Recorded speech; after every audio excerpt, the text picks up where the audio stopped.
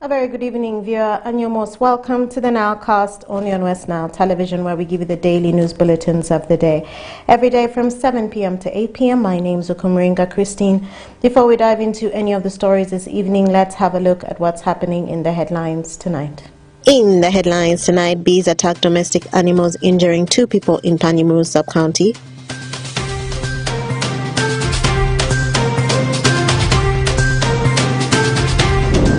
Stakeholders engage on licensing and regulation of artisanal mining in Ara district.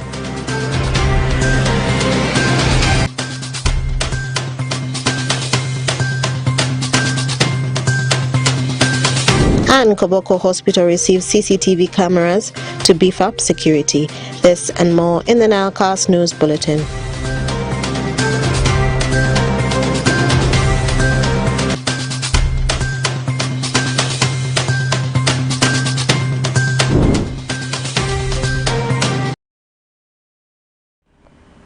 It's the 12th of August 2024. You're most welcome to the Nilecast on your West Nile Television. Let's dive straight into the stories that have made headlines today.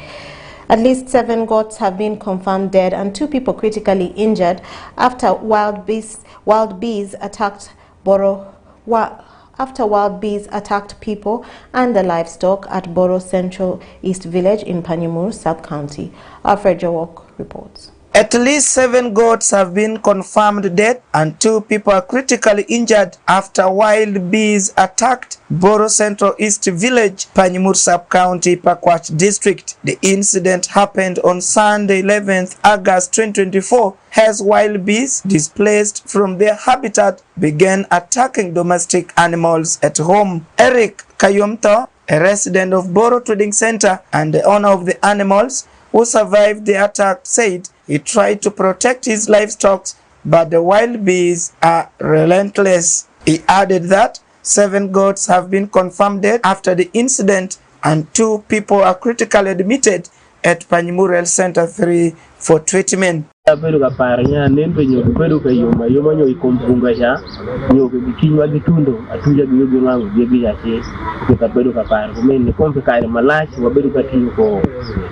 Area Asia wabedu kwa logo diegi kecha do angayo ngonya manya woro da logo diegi ka go kecha la mutema ke do ngapare kijo ko manyo mo ai go no kebedo adi bunga ka do nguyu musile ya ka wo.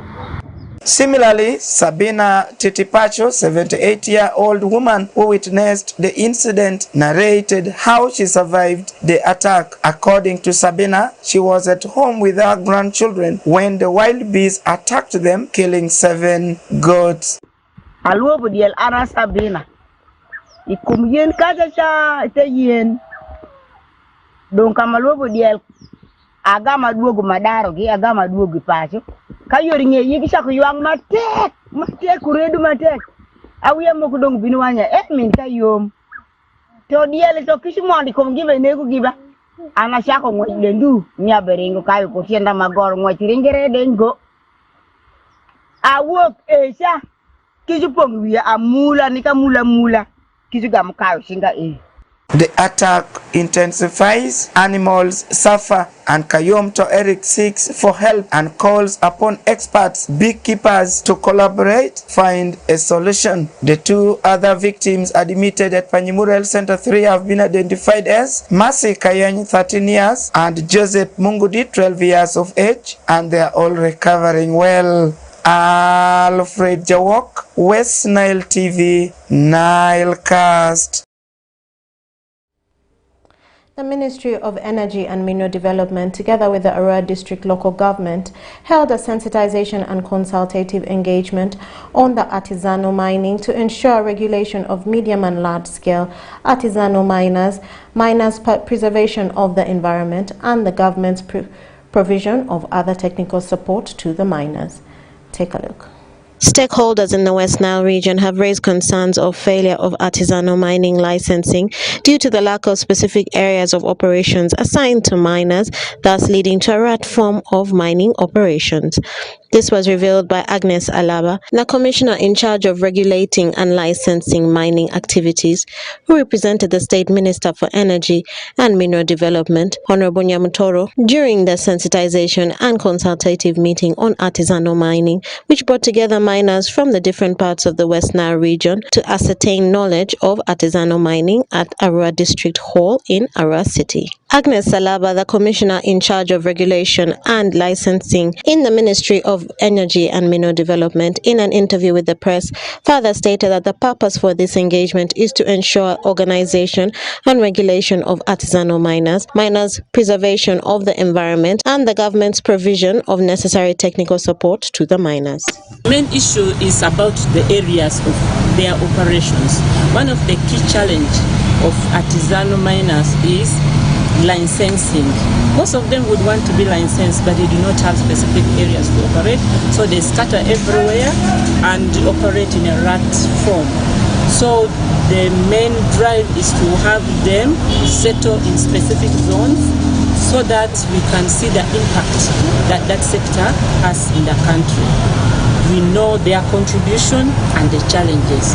So that is the major point, and that's why we were sharing the areas that we have identified to gazette as artisanal mining areas to see whether they are already licenses. If not, how then we regulate, we give those areas to artisanal mining, and these areas will continuously be updated, because for now you may see an area which is under a license, but the license is dynamic. If exploration is not successful and the area can be worked by artisanal, then the ministry will gazette that area. After 5 years, we really expect that you should have developed your capacity, you should have obtained some equipment to do more mechanized operation, which is less detrimental to the environment. Jawoko Dennis, the Deputy Resident District Commissioner for Arua District, thanked the Ministry of Energy and Mineral Development for this engagement, stating that the regulation of artisanal mining activities will ensure safety, minimize loss of government revenue, and emphasize on the need of environmental impact assessment in terms of security. Basically, what has been happening in West Nile general is artisanal, in the sense that, first of all, it is small scale, on a small scale, but also the methods that they use, the technology which they use to do this mining is so rudimentary. Once we regulate these activities, it is going to now help us to ensure safety. We've had cases where people have been buried underground when they go mining. We've lost lives, we've lost properties and so many other things. But also, we've been losing a lot of revenue as government. So, as chairperson security committee, the elements of environmental impact assessment is very crucial for us. Now we know, before you start operating or mining, it is crucial for you to get the artisanal mining license. This will help us know that a number of factors have been considered before you are allowed to engage in these activities. There are some revenue sharings. A certain percentage goes to central government, certain percentage remains at the district, at the sub-county, and the owners of the land. Now, these are information that the community needs to know about.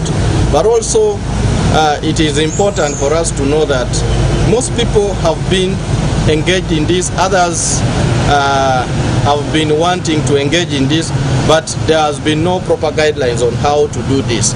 Now, the law is very clear that you cannot license artisanal mining where children are being involved. So the law against child labor is going to be strictly followed, but also the law on tax evasion and tax avoidance will be sorted out, because now we know for you to be involved, even for you to move with the minerals, from one place to another, you need a movement permit. Going forward, the community that we serve is now going to get the right information, and this guides them on how they can be economically empowered. The Ministry of Energy and Mineral Development, together with the Arua District Local Government, held a sensitization and consultative meeting on artisanal mining to ensure regulation of medium and large-scale artisanal miners' preservation of the environment, and government's provision of other technical support to the miners. Okumuringa Christine, Benson Pastore, for West Nile Television, Nilecast. Partners, facilitators, students of different institutions and business owners came together to share business ideas on networking at the launch of Fundamenta project aimed at empowering the young people. Take a look. During the launch of Fundamenta, a project aiming at improving and nurturing the lives of youth through mentorship and skills development, many participants from the region turned up to grace the event. This was on 10th August 2024 at Muni Conference Hall. A number of partners, facilitators, students from different institutions and business owners came together to share business ideas on networking so as to empower the young people. Jalashos the Assistant Business Development Officer at Fundamenta, said that the organization integrates employment, entrepreneurship and education, providing strategic guidance to the youth on how to do their business and financial support. Fundamenta is an organization which integrates employment and entrepreneurship and education, providing strategic guidance, financial support and mentorship to these individuals, and above all, connection. Dr. Amandu Yassin, who was one of the facilitators, urged the youth to fully participate under this organization because it helps them to develop their career opportunities. Fundamenta as an opportunity for young ones to develop their career opportunities. It is a very great idea, and this is an idea that is developed and brought up. Madam Amadru Stella, the Dean of Students, who was the guest of honor that day, called the youths out to be part of this engagement in order to benefit from it and live a dignified life. So it's a call for you to come and be part of this engagement.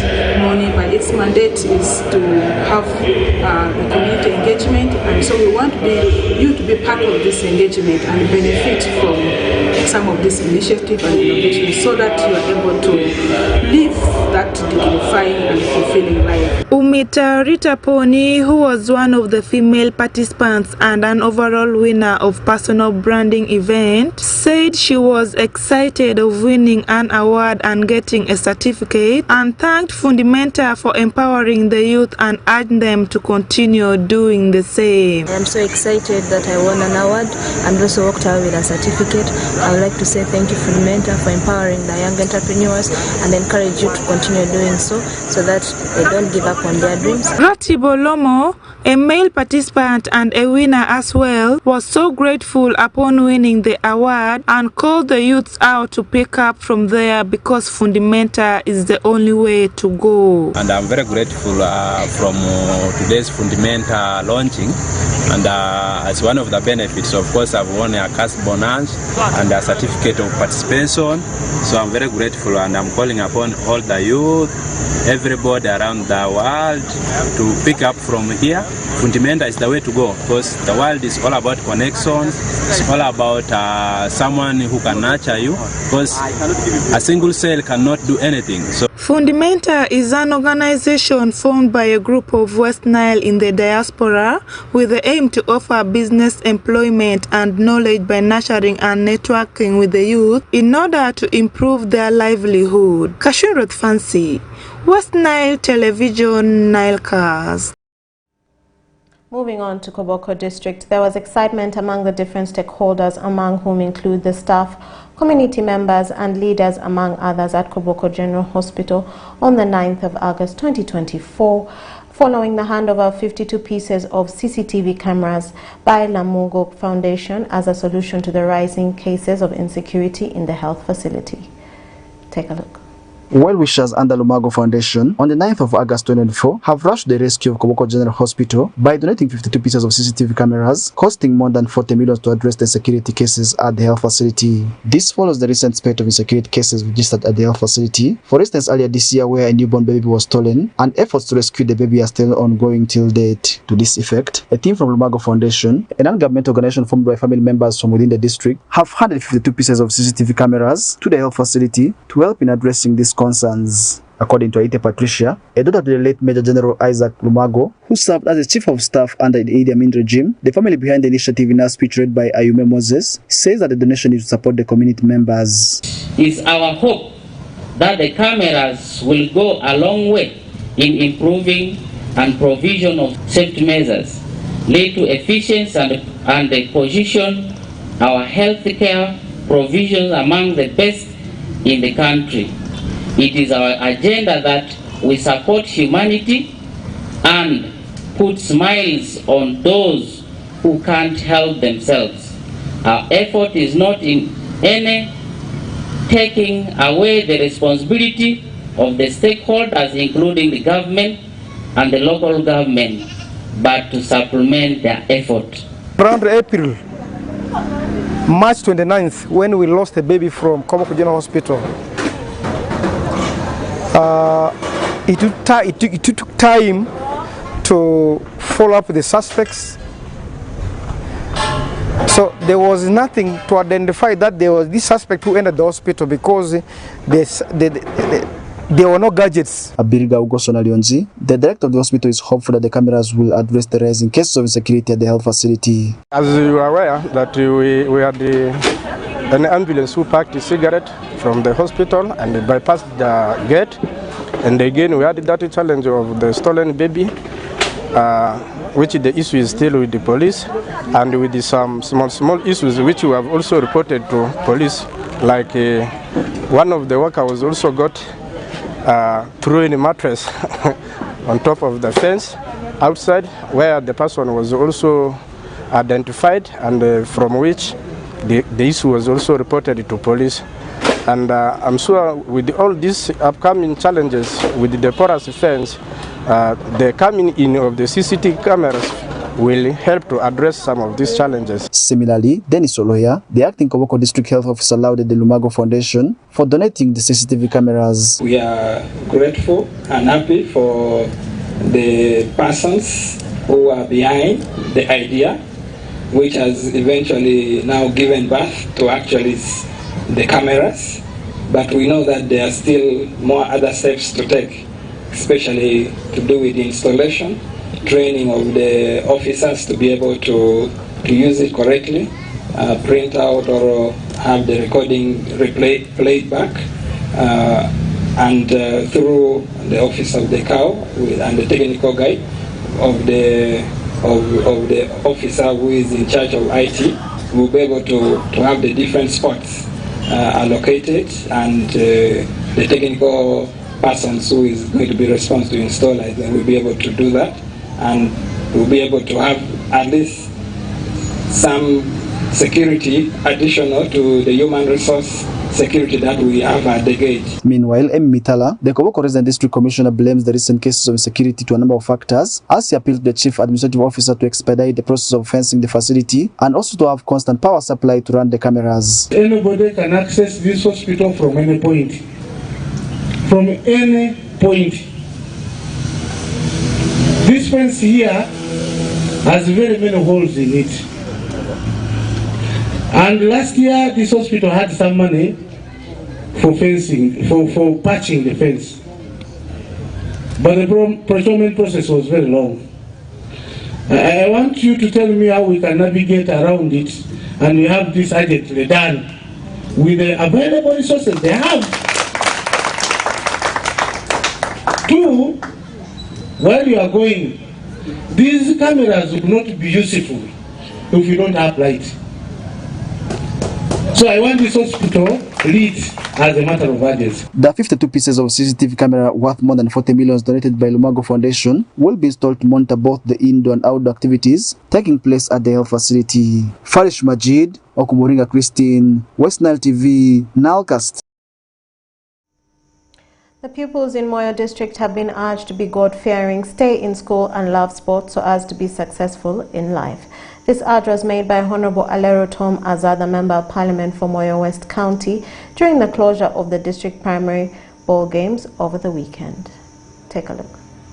The ball games attracted all the 7 sub-counties and the 3 town councils within the district who competed favorably among themselves and managed to contribute players to form the district team that will travel to represent Moyo district in the national primary ball games in Soroti City. Honorable Aleruto Maza, the Member of Parliament West Moyo County, while handing over the trophies to the best sub-counties in the tournament, urged the pupils to be God-fearing, always stay in school and take part in sporting activities so as to be successful in life, and he appealed to the different stakeholders to support the pupils with whatsoever they have as they travel to Soroti to represent the district so that the pupils will travel and give their best in the nationals. And then lastly, they must learn to have sports in their life so that they can be physically fit, so that they can avoid cardiovascular diseases, non-communicable diseases. They can be able to, be healthy and also strong in the body. So I call upon everybody out there that our children are going to Soroti. It's a very, very, very far place, and it's a place we do not know about.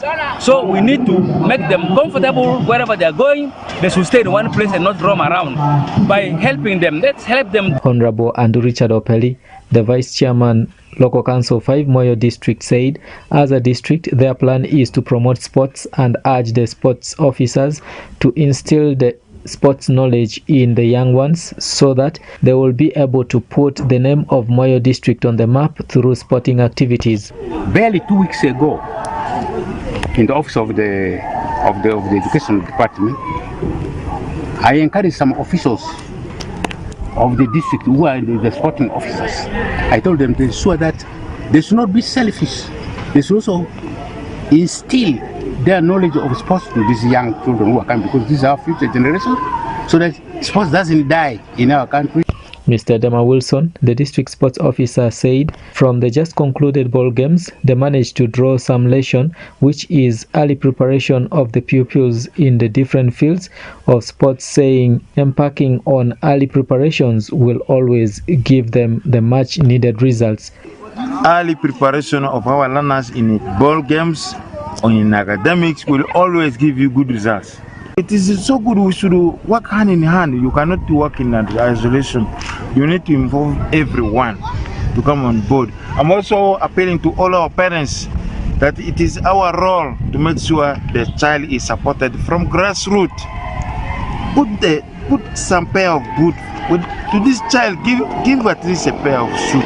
Mr. Geriga Andrew Dibu, the chairperson Games and Sports Moyo District, said the competition moved on well throughout the tournament with some minor challenges, and the selection of players began from Monday till the last day of the game, and the team will start training on Sunday 18th August so as to prepare them to participate favorably in the national primary ball games in Soroti.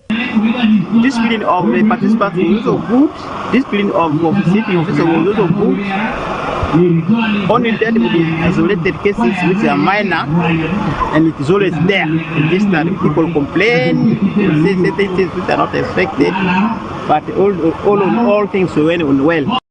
The district ball games hosted by Aluru Sub-County, Solaropi Sub-County collect 3 out of 4 trophies, with the other trophy taken by Dufele Sub-County. The tournament gave room for the district to select players who will represent the district in the national primary ball games in Soroti City, which will commence on 25th August to 5th September 2024. Dominic Anthony Okumo, West Nile TV, Nilecast Sports. Police reshuffled recently on Saturday the 10th of August 2024 were treated to a farewell party at Tropical Suites Hotel in Arua City. Parish Majid reports.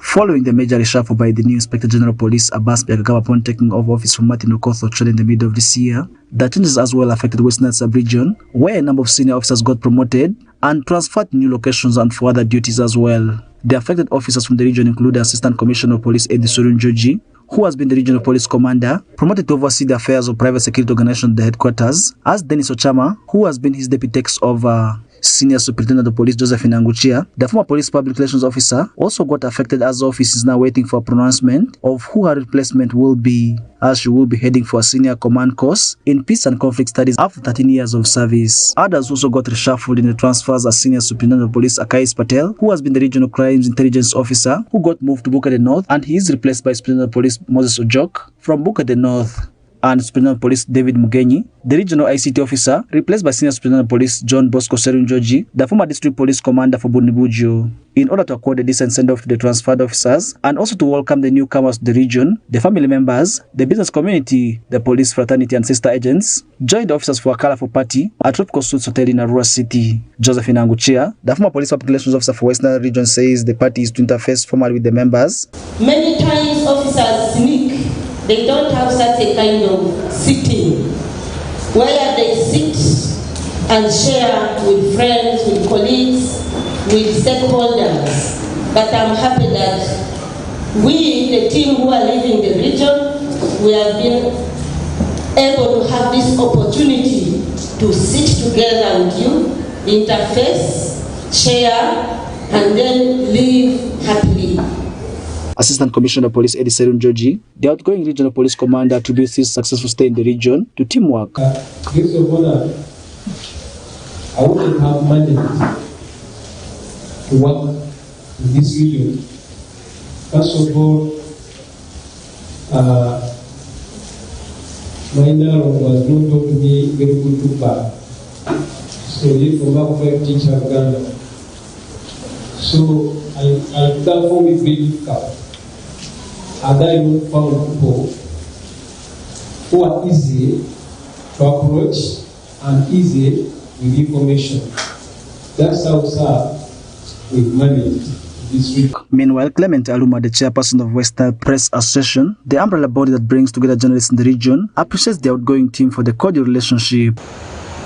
I'd like to congratulate the RPC, outgoing RPC, and the Madam Anguchia for the job well done.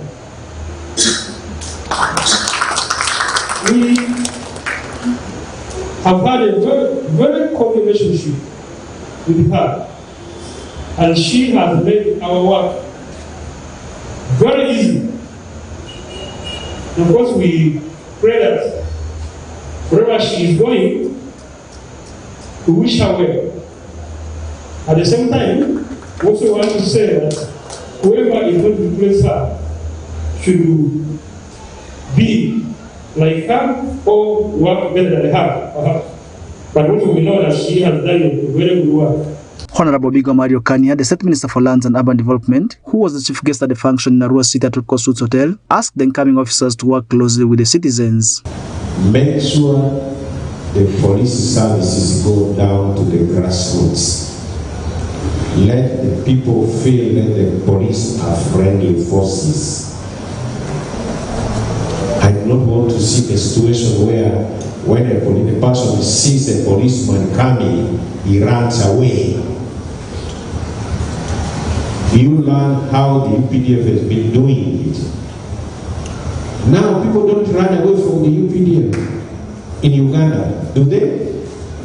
No. During the party, Honorable Biga Mario Kania, the State Minister for Lands and Urban Development, went ahead to ask the officers to plan ahead of retirement while still active through investing in houses and income-generating activities to avoid stress after retirement. Farish Majid, West Nile TV, Nalcast.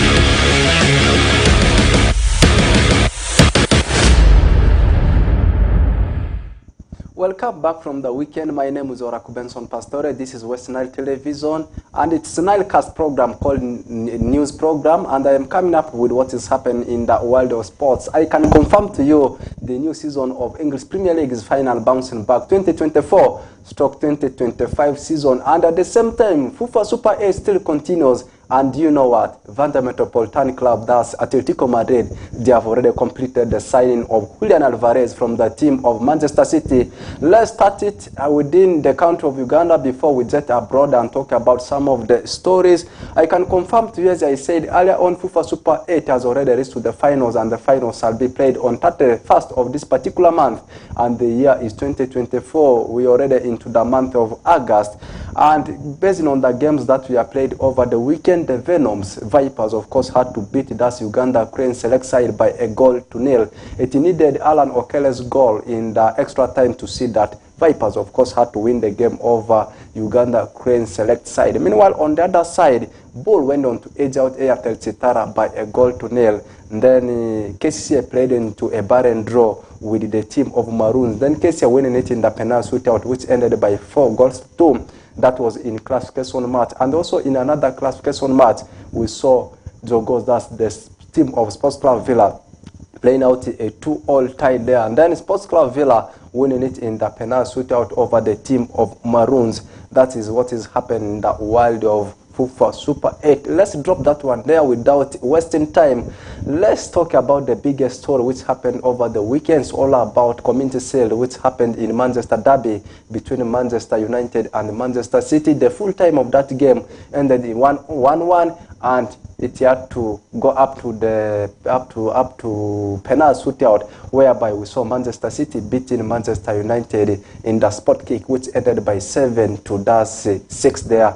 That is the latest update which is coming in the world of Community Shield. Now Manchester City, they have taken the bragging rights over their arch rivals. Let's leave that story there before we talk about some of the trending stories in the world of transfer.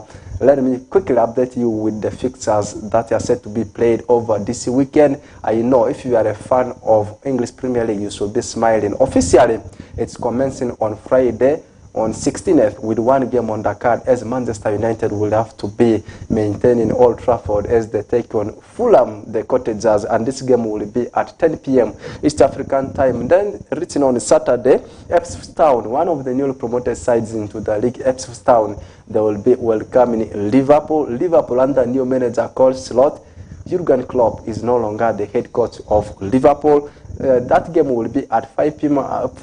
and also exactly at 5 p.m. Bournemouth will have to leave that Vitality Stadium as they travel to Nottingham Forest. Then at the same time, Everton will be sitting at Goodson Park as they welcome Brighton and Hove Albion. Brighton and Hove Albion is also under new manager Zabi, left to Olympique de Marseille. Newcastle, the Magpies, will be entertaining Southampton, also one of the newly promoted sides into English Premier League. This game will also be at 5 p.m. East African time. Still at the same time, the runners-up of last season, I am talking about the Gunners, Arsenal, will be entertaining Wolves. And then Super Sunday shall bring you at first the game between Brentford and the team of Crystal Palace, London Derby. Then 6:30, whereas 6:30, we'll see the game between Chelsea and Manchester City. This game will be at Stamford Bridge. And lastly, in Monday Night Football, Leicester City will be locking horns with Tottenham Hotspurs there. Let's leave that one there, and we now talk about some of the done deals and the trending stories in the world of transfer. Let's start from Spain at Vanda Metropolitan, that's with Atletico Madrid.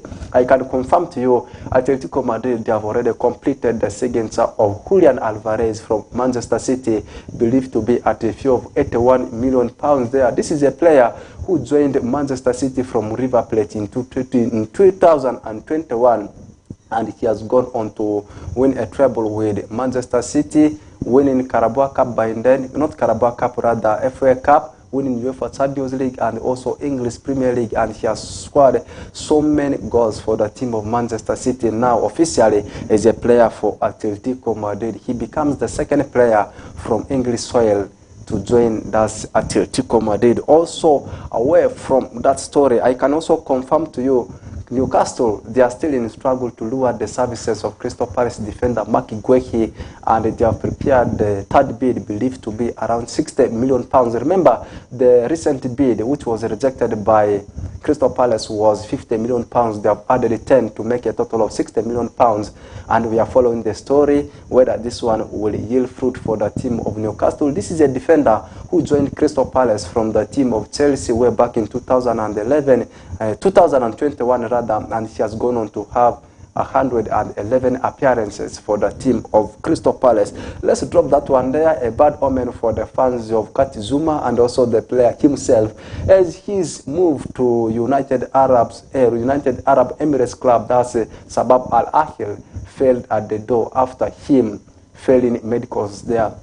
That means the deal has collapsed because the player himself has failed medicals. Let's leave that story also there. Chelsea, they still continue to be active in the ongoing summer transfer window. They have acquired the services of Pedro Neto from the team of Wolves, and this one is at a fee of £54 million and surpassing the record Wolves had after selling Ruben Neves to Saudi Professional League club. By then it was at £47 million, but this one has surpassed the record. £54 million is actually the money Chelsea has paid to Wolves. And also Barcelona captain Sergio Roberto has officially left the club after so many years with the Catalan Giants. And this player actually came through the youth system of Barcelona called La Masia Academy, and he has gone on to have 373 appearances for the team of Barcelona and scoring in total 19 goals for the team of Barcelona. And his memorable goal was actually the winner he scored against Paris Saint-Germain in 2017 against Paris Saint-Germain, scoring the winner in 6-5 win over Paris Saint-Germain. And also Brentford, they have agreed a fee of around £27.5 million with Liverpool for the midfielder of Carvalho. This is a player who joined Liverpool from Fulham, and last season he was sent on loan to RB Leipzig, returning to Liverpool. Now he will very soon be a player for the team of Brentford after agreeing everything. Second, lastly, Tottenham have also completed the signing of Dominic Solanke from the team of Bournemouth at £60 million, and he has played for a number of clubs, and is also a player who came through the youth system of Chelsea before moving to Liverpool and then to Bournemouth. Officially is a player for the team of Spurs. And lastly, Manchester United is actually at the verge of completing the signings of two players, the great defenders from the team of Bayern Munich. One is Mazraoui, right back, and then the other one is Matthias de Ligt. This is talking about Matthias de Ligt. Matthias de Ligt, one time he was actually the captain of Ajax. By then, Erik ten Hag was the head coach before moving to Juventus and now to the Bavarians, that's Bayern Munich. And Mazraoui was also a right back for the team of Ajax Amsterdam. That means these players, they both played for the team of Ajax Amsterdam. And according to the report we have got from BBC Sports Desk, they are going to pay something of around £12.9 million to the team of Bayern for the right back Mazraoui. Meanwhile, for the central defender Matthias de Ligt, it's believed to be around £38 million plus £4 million as add-ons. That one brings us to the climax of today's edition of NILE Sports News.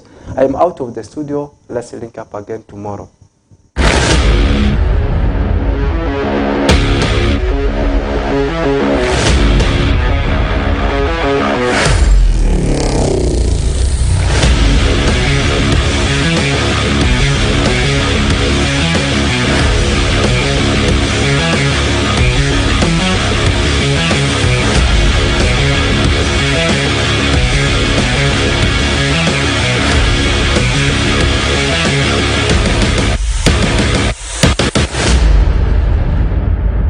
Oracle Benson Pastore for that sports news and that sports highlight.